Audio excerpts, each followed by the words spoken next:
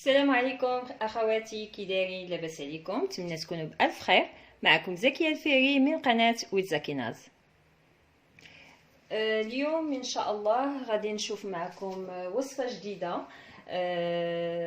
عباره عن مملحه. وطبعا كما كتعرفوا رمضان كنبغيو بزاف المملحات. فهاد المملحه غادي تشوفوا انها بسيطه وسهله جدا في التحضير وما كتاخذش وقت.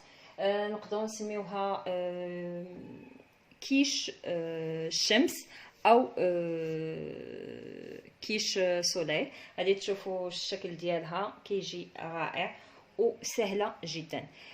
كنحتاجوا في المقادير ديال العجين 125 غرام ديال زبده مارغرين، عندكم الزبده الحيوانيه يكون احسن. هنا نصف ملعقه صغيره ديال سكر حبيبات او سنيده. غنحتاجوا المعلقه صغيره ديال خميره الكيماويه، معلقه صغيره او نصف ملعقه صغيره ديال الملح، بيضه، و 250 غرام ديال الدقيق الابيض. هنا بالنسبه للفلفل الاسود غادي نحتاجو في الحشوه. اول حاجه قبل ما نبدا في العجين غادي ناخد علبه ديال الفطر او شامبينيون او الفقيع. غادي نصوطيها في معلقه ديال الزبده، تقريبا معلقه صغيره على حسب الكميه اللي عندي ديال الفطر. الا كان عندنا الفطر الطبيعي يكون احسن، سينو ممكن تستعملوا غير هذا المعلب. غادي نصوطيه في زبيده وشويه ديال الملحه والفلفل الاسود او الابزار في مقيله، ومن بعد عاد باش غادي نخدم العجين ديالي.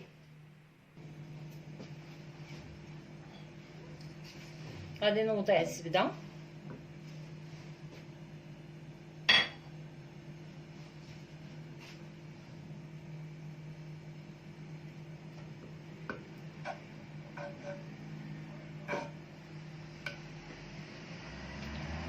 وغادي نوضع من وراها الفطر.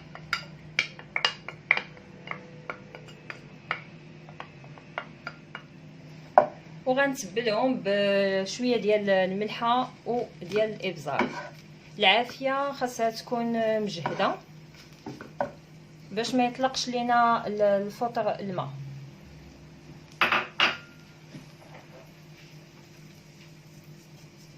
مليحه غير شويه وشويه ديال الفلفل الاسود.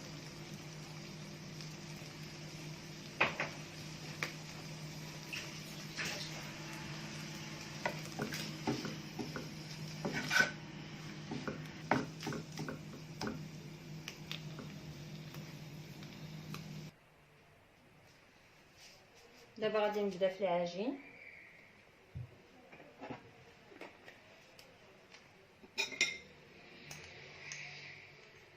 غادي ندير نص معلقه ديال الملحه صغيره، نص معلقه ديال السكر صغيره حتى هي، ومعلقه صغيره ديال الخميره الكيماويه.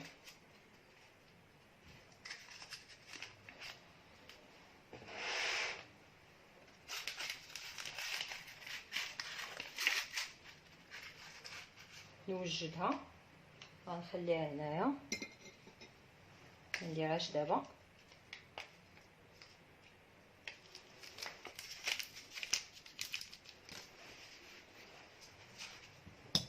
غنخدم مزيان الزبده. هانتوما كما كتشوفوا راه سهله حيت بحراره المطبخ. غنبدا ندير في الدقيق،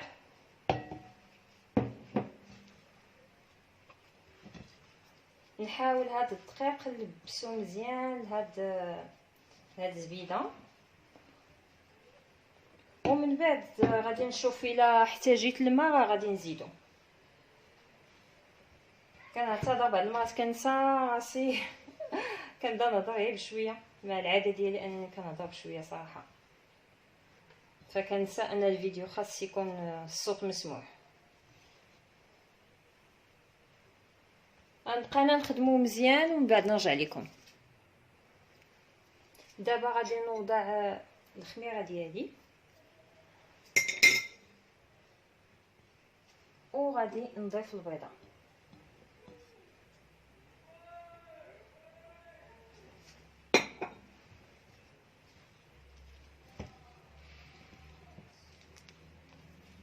نحاول نجمع العجينه ديالي بلا ما نعجنها. دابا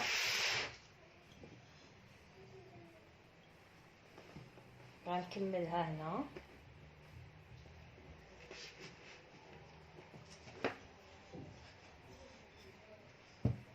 غنزيد واحد شويه ديال الماء، غير شويه.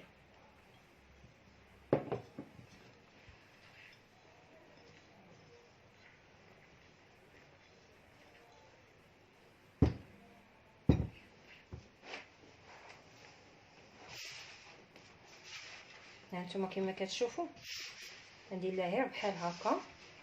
علاش؟ ملي كندير لها غير بحال هكا كتجي لاباط ديالها رطبه، حيت فيها الزبده ما غنضطرش نستعمل الماء بزاف. هانتوما كما كتشوفوا راه درت شنقول لكم جهد 2 معالق كبار فقط. تقدروا كاع ما تحتاجوهمش، غير كيبقى على حساب لاباط، عفوا على حساب الدقيق. انا غادي نجمع العجينه ديالي. هانتوما كندير لها غير بحال هكا، ما كنعجنهاش نهائيا. هذه هي الطريقه باش اللي كنخدموا بها الصابلي انه ما يتعجنش. كنجمعوا فقط بحال هكا، كتجي لاباط هشيشه. هانتوما شفتوا كي كندير بحال هكا، كنجمع فقط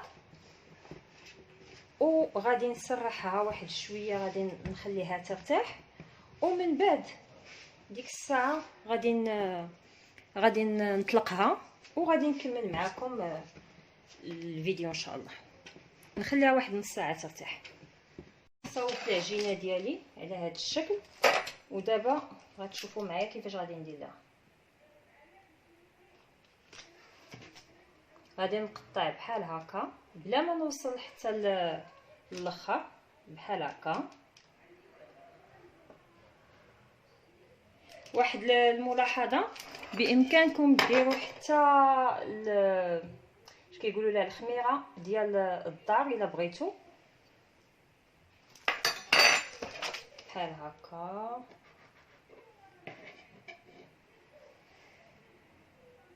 هاد لاباط راه كتجي رطبه. اش غادي ندير؟ غادي نحط الكيش ديالي في هاد البلاصه بحال هكا، وغادي نغطي عليه بالعجينه ديالي. كتجي رائعه. انا غادي نبقى مكمله. ودابا غادي نوريكم كيفاش غادي ندير لها بحال هكا.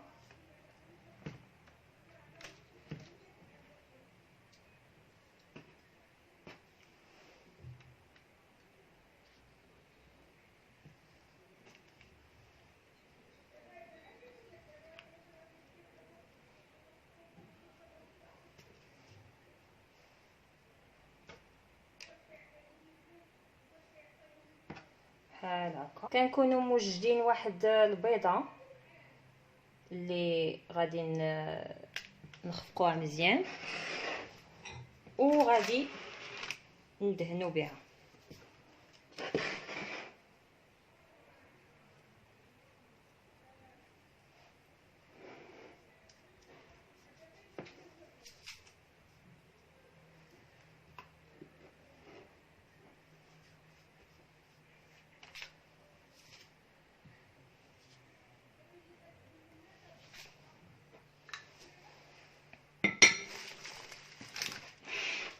غنزوق هنا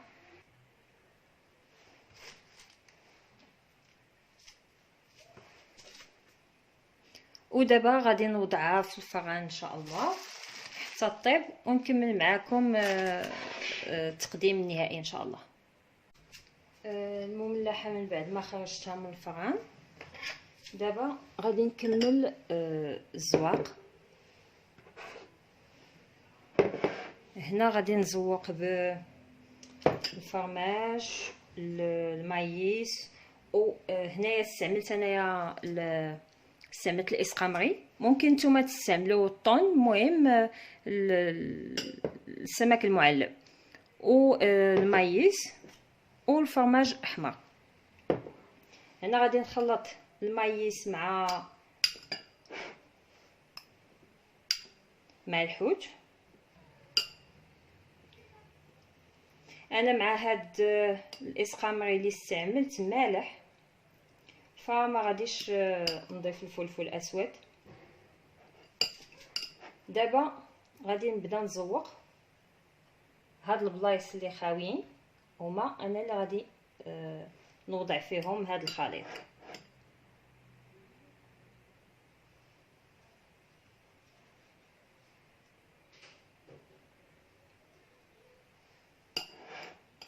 غنبقى مستمره.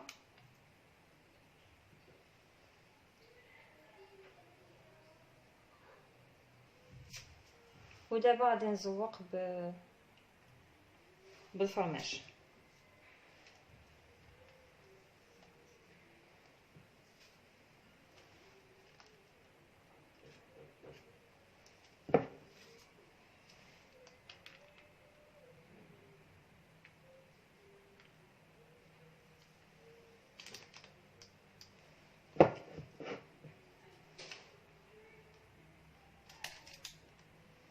غادي نوضعها في طبق تقديم وغنرجع معكم.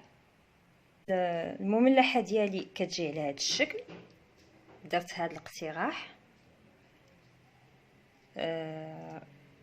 كنتمنى ان هذا الاقتراح ديال اليوم ينال الاعجاب ديالكم. وكما كتشوفوا يعني المملحه بسيطه، وانتم بامكانكم ديك الساعه على حسب داكشي اللي متواجد عندكم في البيت. يعني بالنسبه للحشوه لكم الاختيار، عندكم الكفته، عندكم الحوت، اللي كان عندكم ممكن تستعملوه. هذا كيبقى ارخص خيار. الفقاع ما عندكمش ممكن تستغناو عليه وديروا شي حاجه واحده اخرى، ممكن تستعملوا لا داند. المهم كنتمنى ان هاد الوصفه تكون راقتكم وتجربوها ان شاء الله. ما تنساونيش من اللايكات ديالكم ومن التعاليق اللي كتفرحني، وبارطاجيو الفيديو مع الاصدقاء والاحباب باش تعم الفائده. وفي انتظار الفيديو القادم اخواتي، استودعكم الله الذي لا تضيع ودائعه. مع السلامه.